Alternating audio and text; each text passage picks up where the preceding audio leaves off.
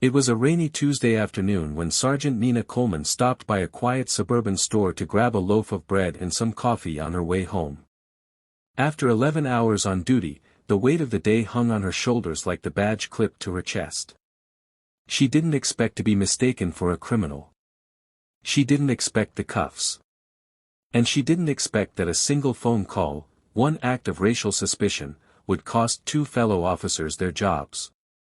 Nina had served on the city's police force for nearly a decade. She wasn't new to tension. She had diffused domestic calls, handled armed standoffs, and walked community beats in some of the city's toughest areas.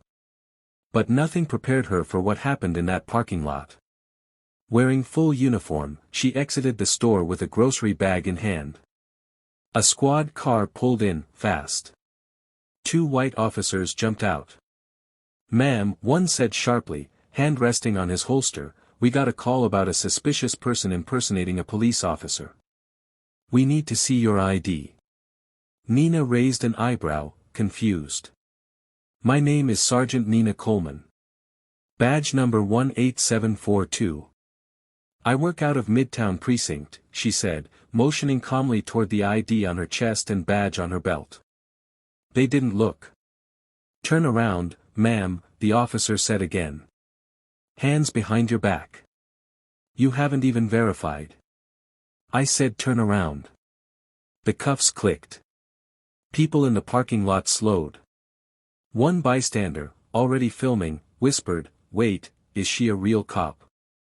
Another said, "That's her badge, what are they doing?" It didn't matter.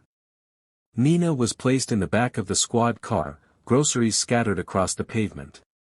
Her uniform soaked in the rain, hands behind her back, she sat in silence as they called her badge in, something they should have done first. It took less than 4 minutes for dispatch to confirm, Sergeant Nina Coleman was not only a real officer, she outranked both of them. The officers went pale. One of them fumbled with the keys to remove her cuffs. The other offered a half-hearted, "Sorry for the confusion." But confusion wasn't what this was. It was assumption. An assumption, rooted in bias, made it dangerous. Nina didn't yell. She didn't lash out. She picked up her bag, retrieved her ID from the ground, and walked to her car with quiet composure. Then she made one phone call, to Internal Affairs. Within 48 hours, video of the incident, captured by a civilian from their phone and parking lot security, was circulating online. There was no shouting, no resistance. Just a calm, clearly uniformed black woman being handcuffed without cause. The footage showed the nameplate on her chest, the badge at her waist, and the restraint of a professional who had clearly been through this before, and was tired of it. The internet reacted swiftly. How do you arrest someone wearing the same uniform as you? They didn't even ask questions. Just saw a black woman and jumped to conclusions. This is exactly why we need accountability in policing. The department released a brief statement: "We are reviewing a recent incident involving one of our officers. We take concerns of bias and procedural misconduct seriously." But that wasn't enough. Nina's call set off a formal investigation. Internal Affairs interviewed witnesses, reviewed bodycam footage, and verified the timeline. The facts were clear. The call to 911 was made by a man who simply felt uncomfortable seeing a black woman in uniform in his neighborhood. The officers never verified her identity before handcuffing her.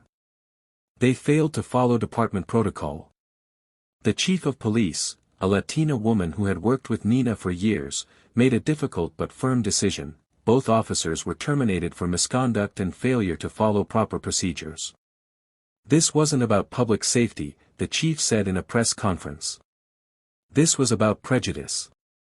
And there's no room for that on our force. The story made national headlines. News anchors discussed it during primetime segments. Civil rights organizations called it a textbook case of unconscious bias. Training seminars began using the footage to teach new recruits about racial profiling within departments. But for Nina, the attention didn't erase the humiliation. She'd been trained to handle high-pressure situations, but not to defend her own identity in uniform. Still, she used her platform not for anger, but for progress. She spoke at a town hall the following week. "When you put on this badge, you're supposed to represent justice," she said. "But too often, what people see is power, and they use that power to act out bias. I was lucky to walk away from this in one piece. But not everyone does." The crowd applauded. She didn't want to be a viral moment. She wanted change. The department asked her to help lead an internal review board focused on equity and accountability. She agreed, but on one condition: all new officers would be required to complete a workshop on racial bias led by people from communities most affected. It wasn't a complete solution. But it was a start. Months passed. The man who made the false 911 call was never charged, but he did release a statement, saying, "I realize now that I reacted based on fear, not facts. I was wrong." Nina never responded publicly. She didn't need to. Her story had already spoken for itself.